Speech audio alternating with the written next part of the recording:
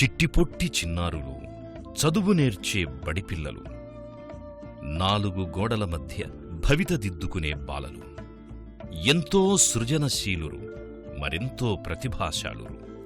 అయితేనేం అన్యభాషల అణచివేతతో గొంతుపోయిన మూగజీవులు, మాతృభాషలో అవకాశం లేక ఎందుకు కొరగాని అభాగ్యులు, అంధకారంలో మగ్గుతూ దిశానిర్దేశం లేని ఆ బాలల దుస్థితికి ఓ యువ ఇంజనీర్ ఎంతగానో చెలించాడు.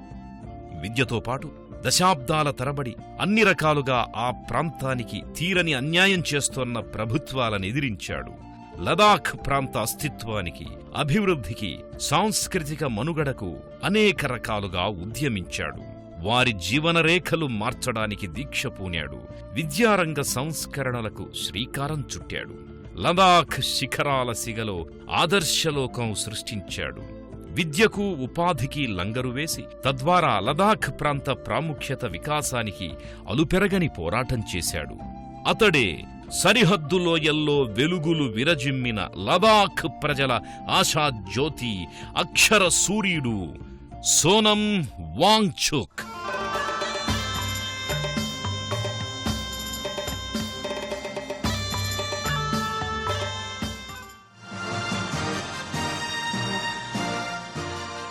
అది హిమాలయాలు, కారాకోరం శ్రేణుల మధ్య దేశ సరిహద్దుల్లో కీలక ప్రాంతం. నాడు మధ్యాసియా దేశాల వాణిజ్యానికి మజిలీగా విలసిల్లిన చరిత్రాత్మక ప్రదేశం. నేడు అందాల కాశ్మీరంలో అంతర్భాగం. బౌద్ధ సంస్కృతి విరాజిల్లే శాంతి శిఖరం లడఖ్.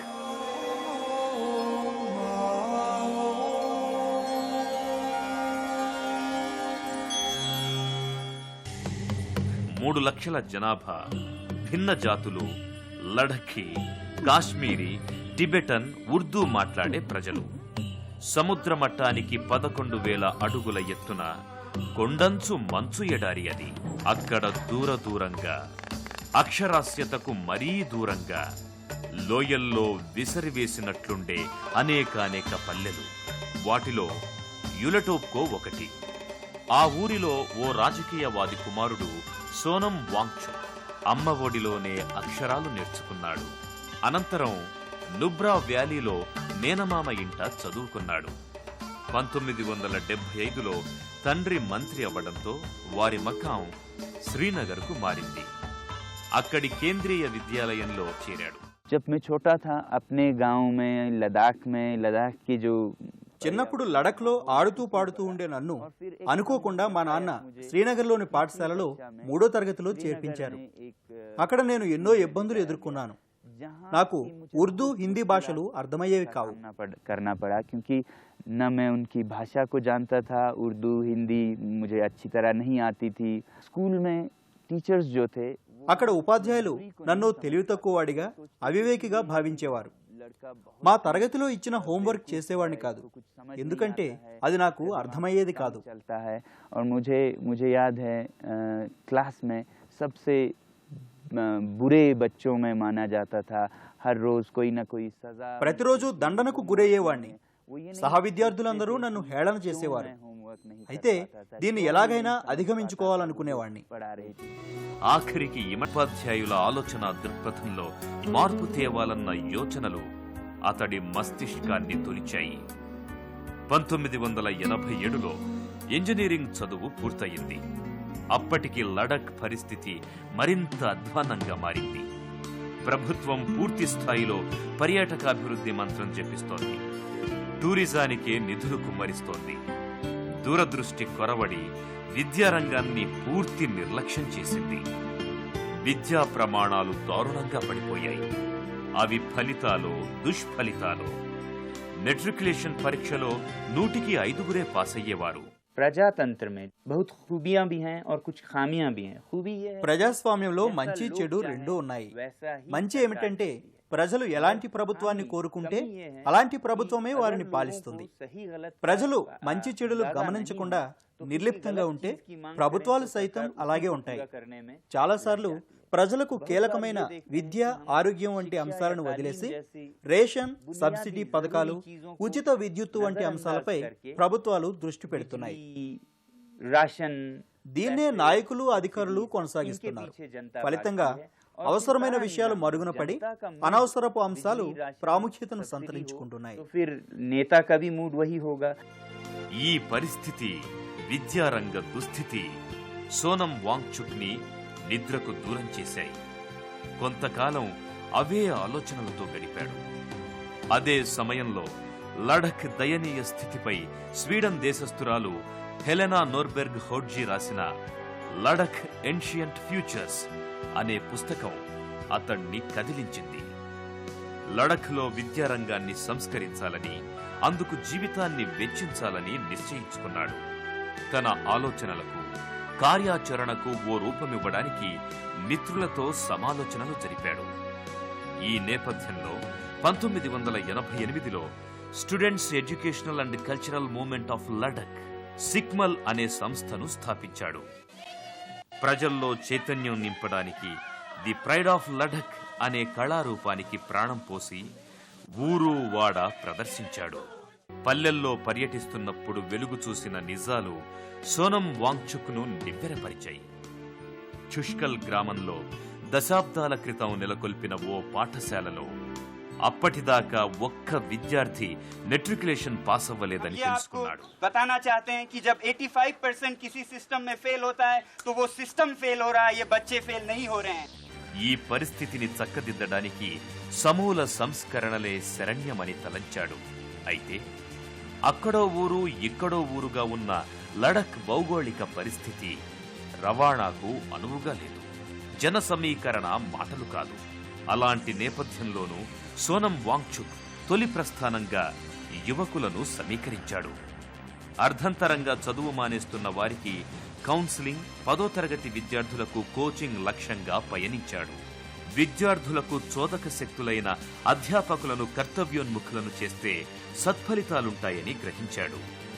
వారికి శిక్షణ ఇవ్వాల్సిన ఆవశ్యకతను ప్రభుత్వానికి చెప్పి ఒప్పించాడు. శిక్షణ ఇచ్చే బాధ్యతను తానే తీసుకున్నాడు. 1991లో సాస్పోల్ గ్రామంలోని ఓ పాఠశాలను తన కార్యక్షేత్రంగా ఎంచుకున్నాడు. రాజభాష అయిన ఉర్దూను పక్కన పెట్టి ప్రాథమిక స్థాయిలో శిక్షణకు లడఖీ, ఆంగ్ల భాషలను ఎంచుకున్నాడు. తొలుత వారికి లడఖ్ ప్రాంత సంస్కృతి, సంప్రదాయాలను బోధించాడు. 3 ఏళ్లకే పాఠశాల మెట్రిక్ ఫలితాలు అనూహ్యంగా మెరుగుపడ్డాయి.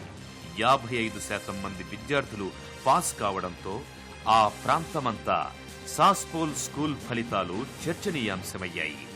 అనంతరం తమకు అలాంటి శిక్షణే కావాలని అనేక పాఠశాలల నుంచి అతడికి అభ్యర్థనలు అందాయి.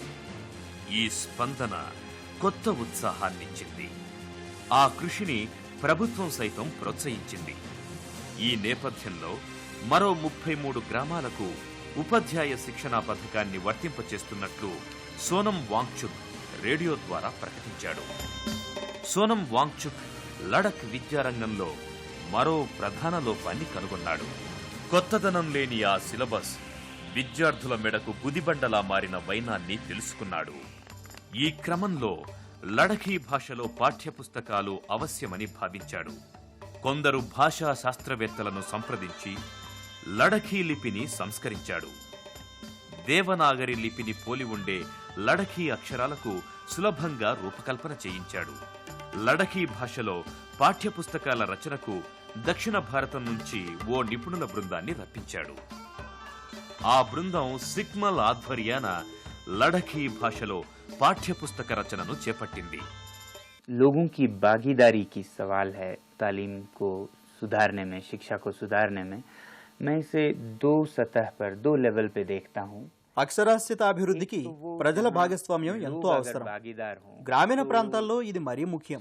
అసలు విద్యా వ్యాప్తికి, పాఠశాలల అభివృద్ధికి 2 విషయాలు తప్పనిసరి. 1 తల్లిదండ్రుల తోడ్పాటు, 2 ఉపాధ్యాయుల ప్రోత్సాహం. వీటిని పౌరులు తమ బాధ్యతగా గుర్తించాలి.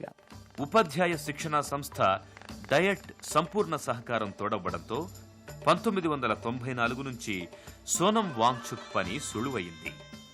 ఉపాధ్యాయ శిక్షణ కార్యక్రమం ఉవ్వెత్తున సాగింది. ఆయన ఆధ్వర్యంలో సిక్మల్ సంస్థ నేతృత్వంలో లడఖ్లోని 260 పాఠశాలల్లోని 1000 మంది టీచర్లకు శిక్షణ అందించాడు. మరో 2 ఏళ్లకు అంటే 1996లో Ladakh autonomous hill development council తమ విధానంలో భాగంగా విద్యారంగ సంస్కరణకు ఆపరేషన్ న్యూ హోప్ పథకాన్ని ప్రారంభించింది. ఈ మహోన్నత యజ్ఞాన్ని నిర్వహించగల సామర్థ్యం సోనం వాంగ్చుక్కే ఉందని భావించింది. ఆ గురుతర బాధ్యతను అతడి భుజస్కంధాలపై మోపింది. 3 H'లు skill hand, a bright head, a kind హార్ట్లను రూపొందించడం ఈ పథకం ప్రధాన లక్ష్యం. జిల్లాలోని ప్రతి పాఠశాలలో ఈ పథకం అమలుకు Sonam Wangchuk village education committee విఈసీలను బ్లాక్ ఎడ్యుకేషనల్ కమిటీ డిఈసీలుగా మార్చాడు. ఈ 2 కమిటీల నుంచి కొందరిని ఎంపిక చేసి డిస్ట్రిక్ట్ ఎడ్యుకేషన్ కమిటీని ఏర్పాటు చేశాడు. మరో 10 స్వచ్ఛంద సంస్థలు ఈ ఆపరేషన్ న్యూ హోప్ లో భాగం పంచుకున్నాయి. ఫలితంగా లడఖ్లో ఓ అద్భుత కృషి ఆరంభమైంది. అన్ని పాఠశాలల్లో విద్యార్థుల హాజరీని పెంచటం, ప్రమాణాలు నెలకొల్పటం, ఉపాధ్యాయులకు ప్రత్యేకంగా శిక్షణ ఇవ్వటం, ఆ పాఠశాల బాధ్యతలను పూర్తిగా గ్రామస్తులే పంచుకోవడం ఇత్యాది పరిణామాలన్నీ వరుసగా చోటు చేసుకున్నాయి. మరోవైపు గ్రామీణుల్లో చైతన్యం నింపడానికి సోనం వాంగ్చుక్ సిక్మల్ నేతృత్వంలో వందలాది యువకులకు శిక్షణ ఇవ్వటం ఆరంభించాడు. అది తెలిసి దేశ విదేశాలకు చెందిన విద్యార్థులు అక్కడ శిక్షణ పొందడానికి ముందుకొచ్చారు. అలా అమెరికాలోని హార్వర్డ్ నుంచి రెబేకా నార్మన్ అనే యువతి లడఖ్ చేరుకుంది. శిక్షణ పొందిన తరువాత ఆ ప్రాంత ప్రజల సేవకే జీవితాన్ని అంకితం చెయ్యాలనుకుంది. ఆ తరువాత కొద్ది కాలానికి అంటే 1996లో వాంగ్చుక్ ఆమెను వివాహం చేసుకున్నారు. సోనం వాంగ్చుక్ కృషి కేవలం విద్యారంగానికే పరిమితం కాలేదు. ఆ ప్రాంత యువకులకు ఉపాధి కల్పిస్తేనే తన చదువుకు సార్థకత ఉంటుందని భావించాడు. ఈ క్రమంలో అనేక ఉపాధి శిక్షణా కేంద్రాలు నెలకొల్పాడు. అంతేకాకుండా తాను చదివిన ఇంజనీరింగ్ చదువుకు ఓ అర్థాన్ని, పరమార్థాన్ని చాటాడు.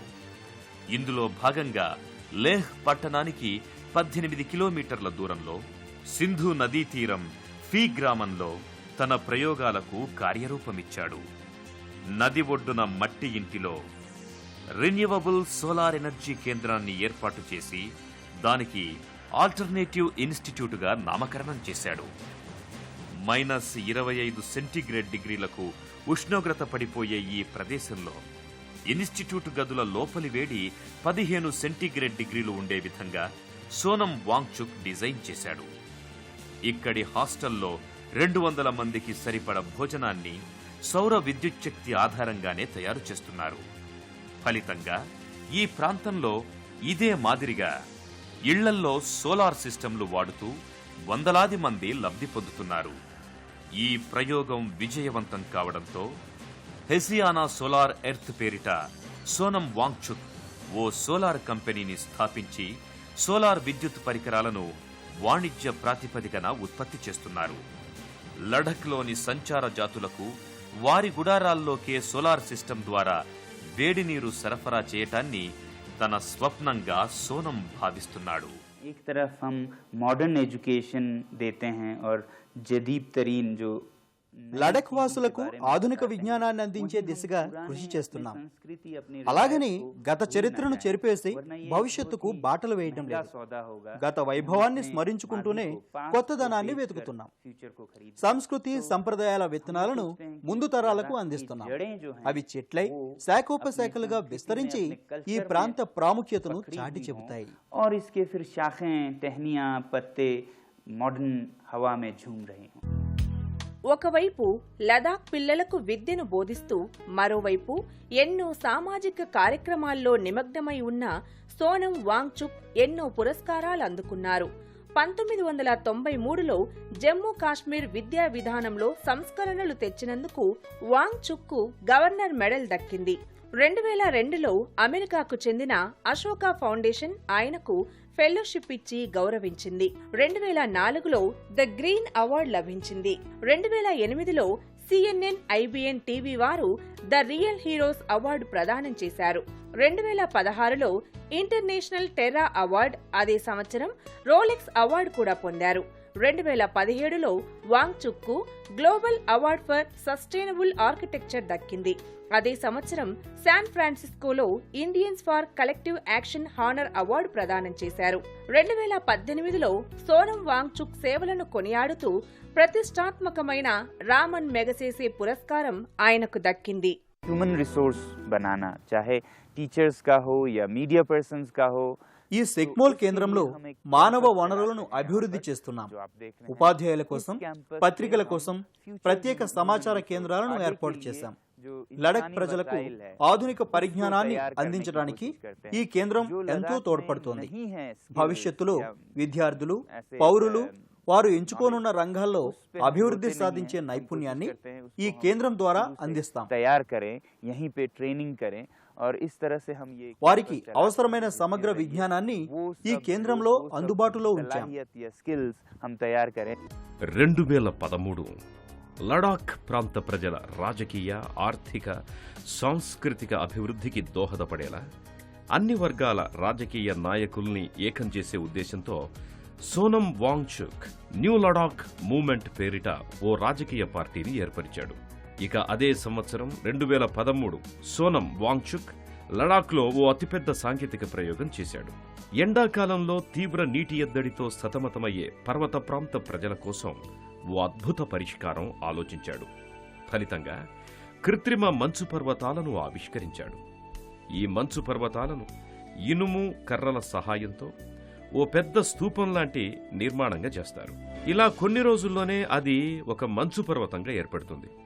ఎండాకాలంలో రైతులకు పంటలు సాగు చేయడానికి నీళ్ల కొరత ఉంటుంది. ఆ సమయంలో ఈ మంచు పర్వతం మెల్లిగా కరుగుతూ పంటలకు నీరందిస్తుంది. 2014 ఈ కృత్రిమ మంచు పర్వత నిర్మాణాన్ని ఐస్ స్తూపా ప్రాజెక్ట్ పేరుతో ప్రారంభించారు సోనం వాంగ్చుక్. లడాఖ్లోనే 2 అంతస్తుల మంచు పర్వతాన్ని తయారు చేశారు. దీని ద్వారా 1,50,000 లీటర్ల నీళ్లు ఎండాకాలంలో రైతులకు అందుబాటులోకొచ్చాయి. 2017 సోనం వాంగ్చుక్ నిర్మించిన ఈ ఐసు స్తూపాల్ని ప్రపంచంలోనే అతి పెద్దవిగా గుర్తించి గిన్నిస్ బుక్ ఆఫ్ వరల్డ్ రికార్డులో నమోదు చేశారు. ఈ సాంకేతిక పరిజ్ఞానాన్ని సోనం వాంగ్చుక్ ఇతర దేశాల్లోని మంచు ప్రాంత పర్వత శ్రేణుల్లోని ప్రజలకు అందేలా చేస్తూ తన మానవీయ కోణానికి సరిహద్దులు లేవని రుజువు చేశాడు. జమ్మూ కాశ్మీర్ రాష్ట్రంలో భాగమైన లదాఖ్పై పాలకులు చూపే చిన్నచూపుపై, వివక్షపై ఆది నుండి ఎదురు తిరిగాడు. దశాబ్దాల తరబడి ఎదురు చూసిన కానరాని కనికరానికి తమ ప్రాంతాన్ని కేంద్రపాలిత ప్రాంతంగా ప్రకటించాలని ఉద్యమాలు చేశాడు. తాను చేసిన నిరంతర పోరాటాల ఫలితం భారతదేశమంతటినీ తాకింది.